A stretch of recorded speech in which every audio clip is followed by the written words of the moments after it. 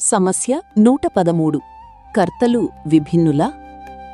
సాత్విక, రాజస, తామస భేదంతో కర్తలు 3 రకాలుగా ఉంటారు కదా.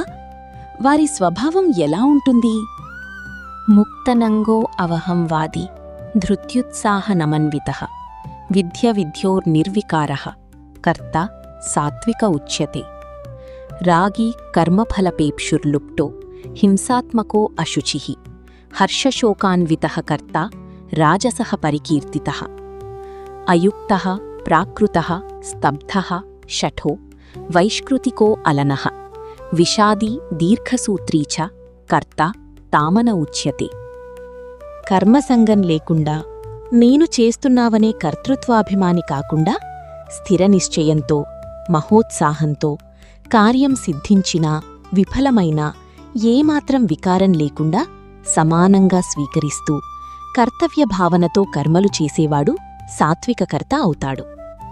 రాగద్వేషాలకు లొంగిపోయినవాడు, కర్మఫలాన్ని పొందాలనుకునేవాడు, దురాశ కలవాడు, ఇతరుల హింసించే స్వభావం కలవాడు, కలుషితుడైనవాడు, సుఖదుఖాలకు బందీ అయినవాడు రాజసకర్త.